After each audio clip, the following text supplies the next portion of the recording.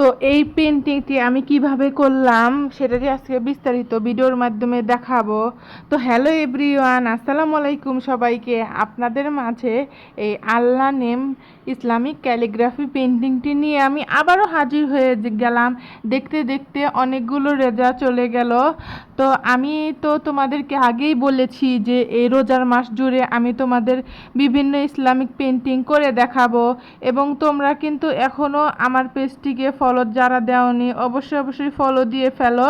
Follow না দিলে কিন্তু এই সুন্দর সুন্দর পেন্টিংটি তোমরা মিস করে যাবা।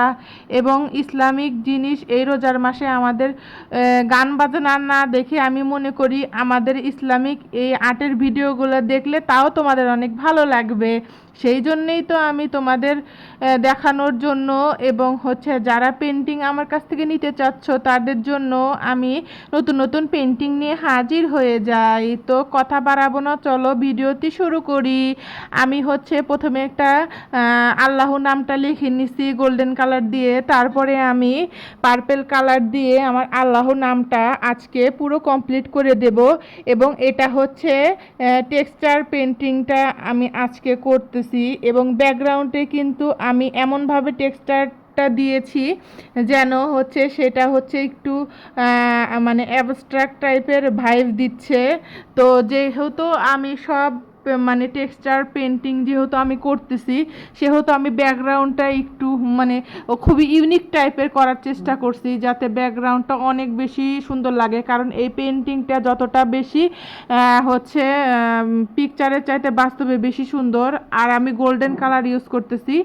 প্রথমে আমি ব্যাকগ্রাউন্ডে হালকা হালকা ব্রাউন কালার দিয়ে নিছি, তারপরে হালকা হালকা পিঙ্ক কালার ইউজ করছি, তারপরে বেগুনি কালার দিছি, তারপরে গোল্ডেন কালারটা ইউজ করতেছি। তোমরা দেখতেই পাচ্ছ আমি কিভাবে করে করতেছি।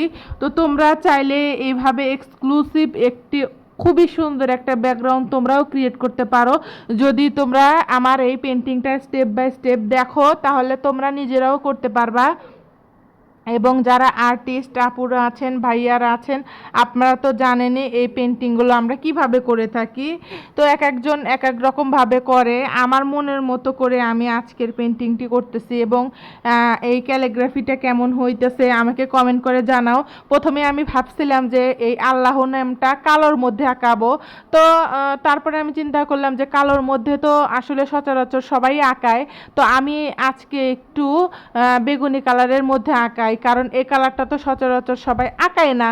তো আজকে আমি সেটার জন্য বেগুনি কালারটাই চুজ করে নিয়েছিলাম। বেগুনি কালারটা দিয়ে আমি এই পুরা নামটা লিখছি, এবং আশপাশ দিয়ে আমি গোল্ডেন কালারের শেড দিয়ে নিচ্ছি। গোল্ডেন কালারের শেড দেওয়ার কারণ যাতে আমার পেন্টিংটা আরও অনেক বেশি সুন্দর লাগে এবং গোল্ডেন একটা ভাইব আসে। এটার জন্য আমি আশেপাশের গোল্ডেন কালারটা ইউজ করতেছি। এবং তোমরা তো জানোই যে রমজান মাস জুড়ে আমি ক্যালিগ্রাফি করব। তোমরা কিন্তু এই সুন্দর পেন্টিংটা চাইলে আমার কাছ থেকে নিতেও পারো। এবং যারা আমার পেজে অনেক বেশি বেশি শেয়ার করবা, অনেক বেশি বেশি ফলো দিবা, এবং যারা অনেক বেশি বেশি শেয়ার করবা তাদের মধ্যে থেকে একজনকে আমি এমন সুন্দর একটি পেন্টিং গিফট করব। এবং যখন আমি লাইভে আসব তখন তোমরা আমার লাইভে জয়েন করে গিয়েও। তো আমি কিন্তু আমার আমার হয়ে গেছে আজকের পেন্টিংটা। তো আজকের পেন্টিংটার ফাইনাল লুকটি কেমন হলো তোমরা আমাকে জানিয়ে দিও গাইস। আর আমি চারপাশ দিয়ে কালোর একটা শেড দিয়ে নিছি যাতে পেন্টিংটা দেখতে অনেক সুন্দর লাগে। তো আজকের মতো আমি এখানেই বিদায় নিচ্ছি, আবারও হাজির হয়ে যাব নতুন কোনো ভিডিওতে। টাটা।